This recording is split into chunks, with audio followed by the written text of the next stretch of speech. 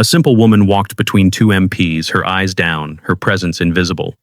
Years of intelligence work taught Isolde Merrick how to disappear in plain sight, but not today. Not at Forward Operating Base Kilo 7. The lieutenant barely looked up from her dismissal papers. "Ma'am, your credentials don't check out. You'll be escorted off base immediately." Isolde said nothing. She'd been through this before, mistaken for a civilian, underestimated, forgotten, until the sunlight caught her black onyx ring, and everything changed. From which city in the world are you watching this video today? If you enjoy stories of hidden heroes finally getting their due, please consider subscribing. Your support helps us tell more stories like this one. Dawn broke over Forward Operating Base Kilo 7, painting the temporary structures in shades of amber and gold. Dust swirled in the morning light, dancing around the boots of patrolling soldiers and catching in the razor wire that crowned the perimeter walls. The base hummed with the familiar rhythm of military precision, radios crackling, vehicles rumbling to life, orders being called across the compound. Isolde Merrick walked in silence between two military police officers, her gray-streaked brown hair pulled back severely from her face. Her civilian clothes hung slightly too large on her frame, as if borrowed or hastily purchased. Nothing about her commanded attention. Nothing suggested importance. She carried a small duffel bag containing what appeared to be minimal possessions, her eyes focused straight ahead, occasionally darting to catalog security cameras, personnel shifts, patrol patterns. The MPs flanking her maintained professional distance, though their posture suggested mild annoyance rather than alert caution. This was clerical work for them, escorting out another civilian who had somehow slipped through the cracks of military bureaucracy. "Through here, ma'am," the taller MP instructed, gesturing toward a low, prefabricated building marked Administrative Processing. Inside, Lieutenant Burns sat behind a metal desk, his expression hardening as they entered. He barely looked up from his computer screen as he pulled her file. "Ms. Merrick," he said, typing rapidly, "your language specialist credentials don't match any approved registry that Central Command recognizes.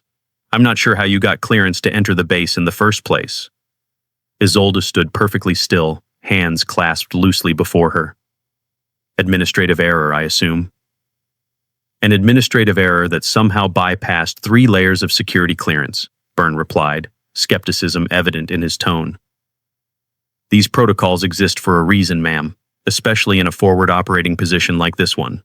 She nodded once, offering nothing more. A group of soldiers passed by the open door, glancing curiously inside. One nudged another, whispering something that made them both chuckle. From their uniform patches, Isolde identified them as part of the base's Special Forces attachment.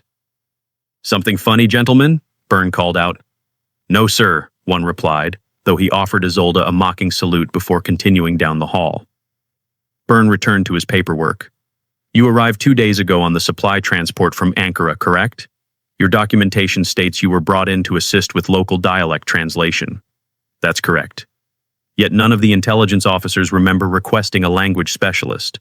Byrne's eyes narrowed. "And your credentials don't appear in any military or intelligence database." Isolde shifted her weight slightly. "I understand procedures, Lieutenant. I've simply outlived my usefulness here." Byrne looked up, studying her face for a moment. There was something in her calm demeanor that seemed to unsettle him, though he couldn't quite place why. "Right," he finally said, stamping her dismissal forms. "These gentlemen will escort you to the exit checkpoint. You'll need to surrender any base-issued items and submit to a security scan before departure." Isolde nodded again. "May I have some water before departure? It's a long journey back." "Processing is backed up today. We need to keep moving," Byrne replied dismissively. "Water's available at the civilian transport hub." The MPs resumed their positions on either side of her, leading her back into the morning heat.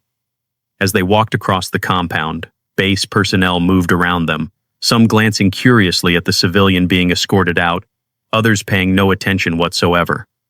Isolde's eyes continued their subtle movements, tracking, assessing, memorizing. At the outer perimeter checkpoint, a young specialist stood ready to process her departure. His name tag read Karich, and his manner was even less professional than the MP's. "Arms out, legs spread," he instructed Isolde, beginning a cursory pat-down before rifling through her duffel bag with evident disinterest. Another civilian consultant wasting military resources. Bet you couldn't tell a dialect from an accent. Isolde complied silently, maintaining her composure as he roughly handled her few possessions. When he reached a worn paperback book in Arabic, he held it up suspiciously. "What's this, then?" "Poetry," Isolde replied. "Mahmoud Darwish." The specialist snorted and tossed it back in the bag. "Remove all jewelry, please." Isolde carefully removed a plain silver wedding band from her left hand, but kept a simple black onyx ring on her middle finger. The specialist noticed. "All jewelry, ma'am." "Medical exception," she said quietly. "Pressure point therapy for chronic pain. It's noted in my file." Before the specialist could argue, a new figure approached the checkpoint. Lieutenant Colonel Rydell Thorne moved with the deliberate pace of a career officer, his weathered face set in lines of cautious authority. The MPs straightened noticeably at his arrival. "Morning, sir," one said. "Just processing a civilian departure." Thorne nodded, his eyes settling on Isolde with an expression of mild curiosity. "Carry on." It was unusual for an officer of Thorne's rank to observe routine dismissals, and his presence changed the atmosphere immediately. The specialist became more thorough in his search, running Isolde's bag through the scanner a second time. As this was happening, a secure communication tablet at the checkpoint beeped. Lieutenant Byrne, who had followed them to the checkpoint, read the message with growing concern. "Ms. Merrick," he said, looking up with newfound suspicion. "It says here you were specifically requested by command, but there's no record of who authorized it. Care to explain that?" Isolde met his gaze evenly. "I go where I'm sent, Lieutenant." "And who sent you?" Thorne interjected, speaking for the first time. "My assignment paperwork came through standard channels. Beyond that, I'm not at liberty to discuss." A junior officer rushing past the checkpoint slowed as he noticed the gathering tension. He glanced at Isolde, then performed a half nod that almost resembled a subordinate acknowledging a superior. "Sir," he said automatically, then caught himself. "Ma'am, sorry." He hurried away, embarrassed by the slip. Thorne watched this exchange with heightened interest. "When asked about your previous experience during intake," Byrne continued, reading from the tablet, "you listed advisory roles in multiple theaters. That's deliberately vague, Ms. Merrick." "It's deliberately accurate," she replied. The security scanner operator called over from his station. "Sir, there's something unusual about her prosthetic knee. The density reading is off." "Standard titanium alloy with carbon fiber reinforcement," Isolde offered. "Medical documentation is included with my paperwork." The operator ran another scan, then shrugged. "Checks out, sir. Must be the calibration." Thorne continued to study Isolde, his expression suggesting growing recognition, though he said nothing. The atmosphere had shifted completely from bureaucratic annoyance to palpable suspicion. "Proceed to final clearance," Byrne finally instructed. "Colonel, would you like to observe?" "I would," Thorne replied, falling into step beside them. They moved to the final gate separating the base from the civilian transport area. Here, Isolde would sign her final dismissal papers and officially exit U.S. military jurisdiction. The morning sun had risen higher now, beating down on the checkpoint with desert intensity. Isolde reached across the desk to sign where indicated. As she did, her sleeve pulled back slightly, revealing a faded scar pattern on her wrist, thin, precise lines that appeared deliberately placed rather than accidental. Simultaneously, the sunlight caught her black ring at just the right angle, illuminating what had previously been invisible, a blood-red intaglio embedded in the onyx, depicting a scythe crossing a dagger. Lieutenant Colonel Thorne froze mid-signature, his eyes locked on the ring. The pen in his hand stopped moving. Around them, the routine sounds of the base continued, but at the checkpoint, complete silence fell. Thorne broke the silence with two carefully measured words. "Is that genuine?" Isolde's eyes met his, unflinching. "Always was." The transformation was immediate. Thorne straightened to full attention, his posture shifting from administrative oversight to military respect. He signaled to the MPs with a sharp gesture. "Step back, now." The MPs exchanged confused glances but complied immediately, moving several paces away from Isolde. Thorne turned to the other personnel at the checkpoint. "Clear the area, all of you. That's an order." Lieutenant Byrne hesitated. "Sir, Protocol requires at least 2 security personnel present during civilian processing. This isn't a request, Lieutenant, Thorne replied, his voice carrying the unmistakable weight of command. Clear the checkpoint, now. The authority in his tone left no room for argument. Byrne and the others quickly departed, leaving Thorne alone with Isolde in the small checkpoint booth. For several seconds, neither spoke. Then Thorne removed his own signet ring, rotating the band to reveal a matching Reaper emblem hidden on the underside. Command Specialist Merrick, he said quietly. Matron. The code name hung in the air between them, heavy with history. We thought Belgrade was the end of everything. Isolde's demeanor subtly shifted. Though her posture remained controlled, something in her presence changed, as if a veil had been lifted. The unremarkable woman was suddenly radiating quiet authority, her eyes sharp and evaluating. It was supposed to be, she replied, for everyone's safety, including yours, Quartermaster. The old designation seemed to affect Thorne deeply. He exhaled slowly, running a hand over his face. 5 years without a word, the program completely dismantled. Most of us reassigned or encouraged to retire. His voice lowered. Some didn't make it through the transition. I know, Isolde said. I attended every funeral I could, anonymously, of course. Thorne reached for the secure communication device on his belt. We need to alert command. Not yet. Isolde placed her hand over the device. First, I need to know who's compromised here. Thorne studied her face. You didn't just happen to be passing through, did you? When has coincidence ever been part of my methodology, Quartermaster? The corner of Thorne's mouth twitched in what might have been a suppressed smile. He activated his communication device. Authorization Blackwater 703, he spoke clearly into it. Override all standing protocols. Clear the command room. Highest level only. He returned the device to his belt and gestured toward the inner base. The base commander needs to know you're here. He already knows, Isolde replied, picking up her duffel bag. That's the problem. They began walking back toward the center of the base, retracing the path Isolde had taken on her way out. The dynamics had completely reversed, however. Now Thorne walked slightly behind her right shoulder, the traditional position of a high-ranking aide to a commander. As they moved through the compound, personnel began to notice the change. A staff sergeant who had earlier ignored Isolde completely now stiffened as she approached, his eyes widening in recognition before he snapped to attention. 2 intelligence officers stopped their conversation mid-sentence, watching her pass with expressions of disbelief. Word travels fast, Thorne observed quietly. It always does, Isolde replied, especially when it's not supposed to. Behind them, whispers were already spreading across the compound. A communications specialist leaned toward her colleague. That's Matron, she murmured. That's the ghost of Sevastopol. For a brief moment, Isolde's mind flashed back to another time, another place. Night vision illuminating a factory complex on the outskirts of an Eastern European city, her team moving with practiced precision through the darkness. The weight of the decision she'd made that night, the lives it had cost, the lives it had saved. The official records that were subsequently erased. The memory vanished as quickly as it had appeared. They were approaching the command bunker now, a reinforced structure at the heart of the base. 2 guards stood at attention outside, their posture stiffening further as they recognized Thorne. Colonel, one acknowledged, then hesitated when he saw Isolde. She's with me, Thorne said. Highest clearance. The guards exchanged glances but stepped aside. The heavy door to the command bunker swung open, revealing a climate-controlled interior filled with communications equipment, tactical displays, and the nerve center of base operations. Base Commander Arcturus Vane stood at the central table, his back to the door. He was speaking urgently into a secure line, but turned at the sound of their entrance. His expression shifted from focused concentration to visible fury when he saw Isolde. What is the meaning of this? He demanded, cutting off his call. This woman has been removed from the base on my direct orders. Lieutenant Colonel, explain yourself immediately. Thorne came to attention. Sir, this is Command Specialist Isolde Merrick, matron of the Reaper program.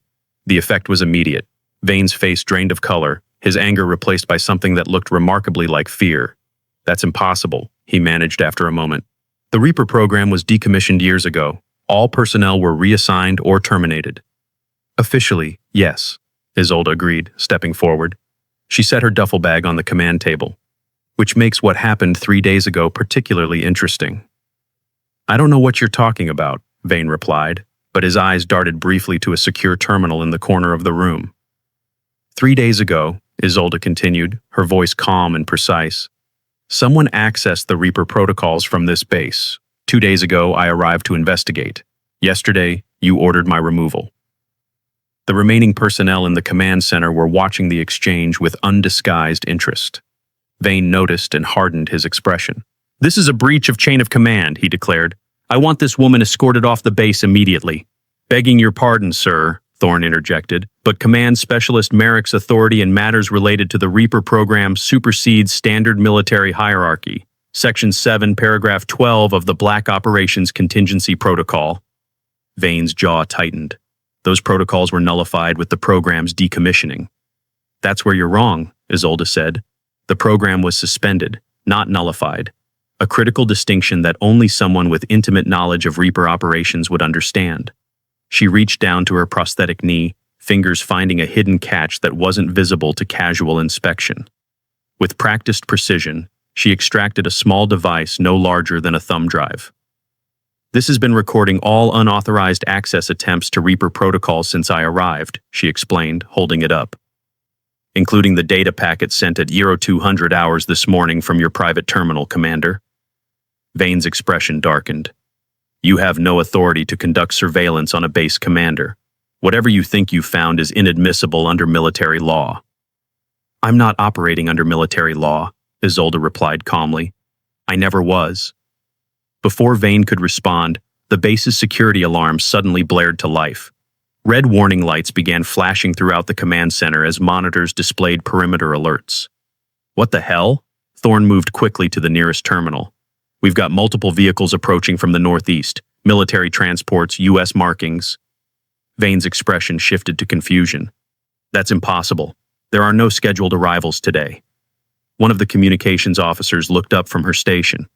Sir, they're identifying themselves as an inspection team from Central Command. Authorization codes check out. Central Command inspection? Thorne turned to Vane. Were you notified of this, sir? Vane hesitated for just a moment too long. Of course. It must have slipped my mind with all this irregular activity. Isolde stepped closer to the monitor, studying the approaching vehicles. Her eyes narrowed slightly. Those are not our people, she said quietly. The command center fell silent except for the wailing alarms. All eyes turned to her. What did you say? Vane demanded. The real inspection team was redirected 2 hours ago, Isolde replied, her voice carrying absolute certainty.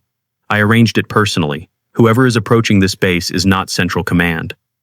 Understanding dawned on Thorne's face. It's a breach. Vane's hand moved subtly toward his sidearm, a movement so casual that most wouldn't have noticed. But Isolde was not most people. As his fingers reached for the holster, he found himself staring at his own weapon, now firmly in Isolde's grip. I taught the Reapers everything they know, Commander, she said quietly, including how to disarm someone without them noticing. The command center froze as Isolde held Vane's weapon with practiced ease. Her demeanor remained calm, almost detached, as the alarms continued blaring around them. This is absurd, Vane protested, though his voice had lost its commanding edge. The Reaper program was disbanded years ago. You have no authority here. Technically correct, Isolde acknowledged, which makes it all the more interesting that someone accessed our protocols using your credentials. She turned to Thorne. Colonel, I suggest we focus on the immediate threat. Commander Vane and I can continue our discussion after the base is secure. Thorne nodded sharply.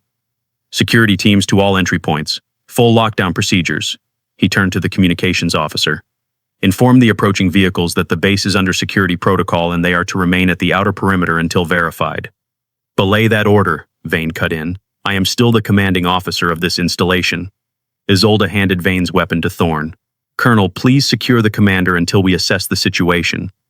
Two security officers moved forward, uncertainty evident in their expressions as they looked between Vane and Thorne.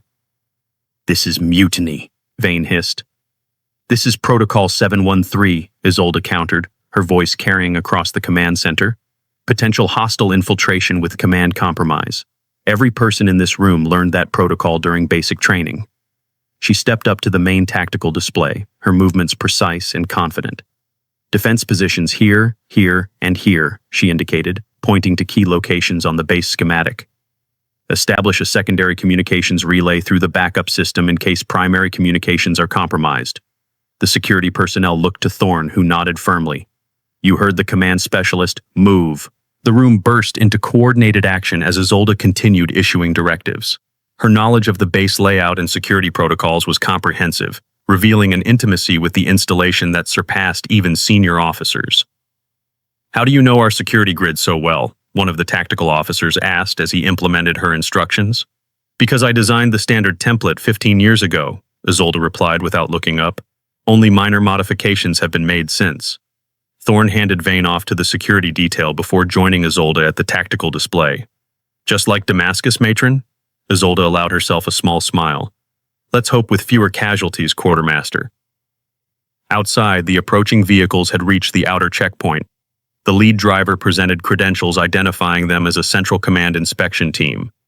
Live feed from the security cameras showed 6 military transport vehicles with approximately 20 personnel, all in standard military uniforms with proper identification.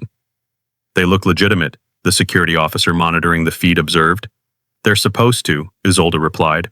Call the lead vehicle. Ask for confirmation code Epsilon Tango 7.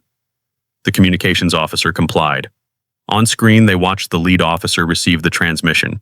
His expression remained neutral as he responded. Confirmation code Zeta Delta 9 as per protocol. Isolde nodded. That's not the correct response. They're imposters. How can you be sure? Thorne asked. Because I created the verification system myself, she explained. The correct response would have been that no such confirmation code exists for routine inspections.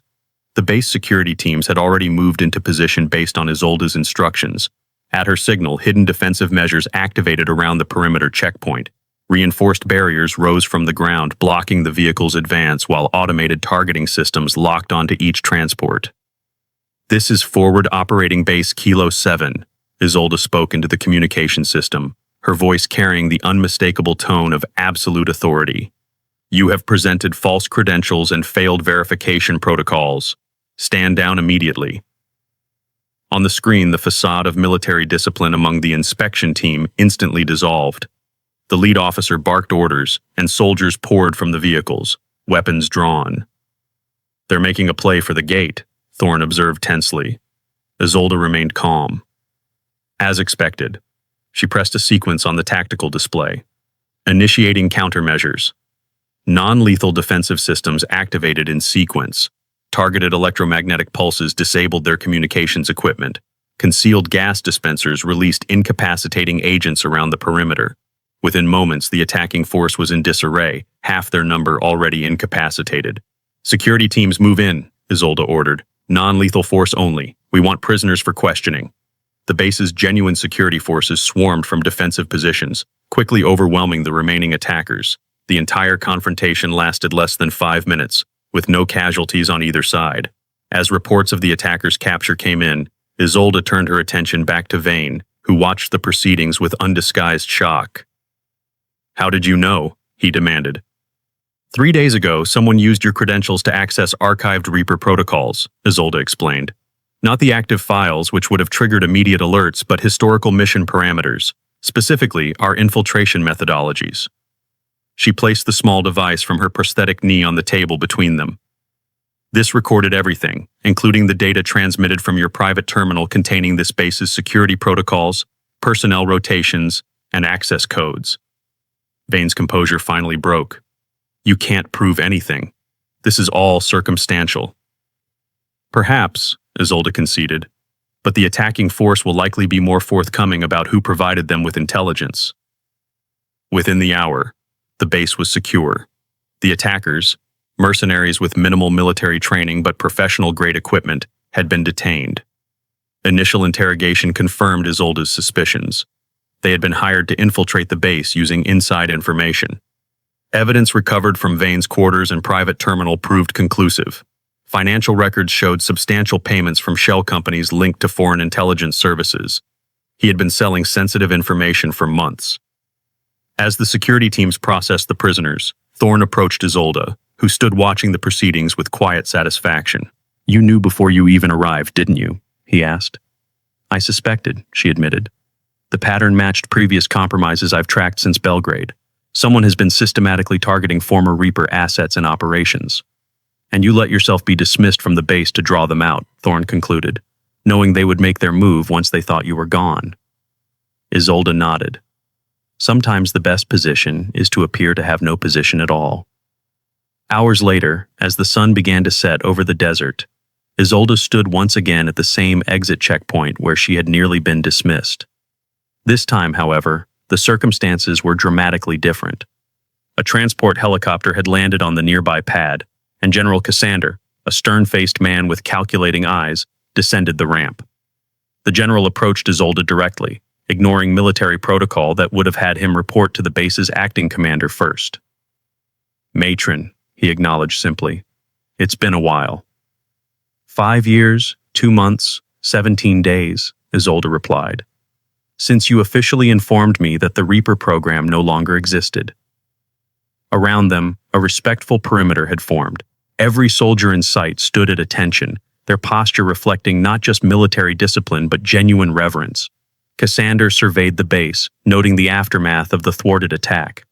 "Impressive work, as always, though perhaps a bit public for our usual methods." "Times change, General. Our enemies have evolved. Perhaps we should too." The general produced a leather folder from his briefcase. "The Reaper program was officially decommissioned for a reason, Matron." "Some tools can't be unmade, General," Isolde replied evenly. "They can only be hidden until needed again." Cassander opened the folder, revealing official reinstatement papers with classified markings. "The program stays buried in public records, but we need you back, officially this time." Isolde studied the documents, her expression unreadable. After a moment, she removed the black onyx ring from her finger and placed it on the papers. "My Reapers are scattered, but not gone," she said quietly. "If I return, they all deserve recognition." The weight of her request was not lost on the general. The Reapers had been denied existence in official records, their sacrifices unacknowledged, their names forgotten except within the most classified files. Recognition meant risk, exposure, potential compromise. Yet Cassander nodded, understanding the non-negotiable nature of her demand. "I'll see to it personally." Isolde reclaimed her ring, sliding it back onto her finger. "Then we have an agreement." As she walked back into the base, every soldier she passed stood at attention. Word had spread completely now. The legend of Matron no longer whispered but acknowledged openly. Junior officers who had dismissed her hours earlier now couldn't meet her gaze. Veterans who recognized her reputation watched with something approaching awe. Deep within the base headquarters, in a seldom visited corridor, a maintenance team was already at work. They carefully removed a panel that had concealed a section of wall for years, revealing a memorial that had been hidden away when the program was officially disbanded. As the panel came away, the carved insignia of the Reapers emerged from shadow, the scythe crossing the dagger, symbols of precision and finality. Below it, a list of names began to appear, operatives who had served and fallen under the program's classified directives. At the top of the list, the name Isolde Merrick, followed by Command Specialist Matron, stood as a testament to a legacy that could no longer remain buried. The maintenance workers stepped back, unsure if they were permitted to view such classified information, but no order came to recover the memorial. Instead, Isolde herself appeared at the end of the corridor, watching as the final names were revealed. Heroes who never officially existed, finally acknowledged in the light,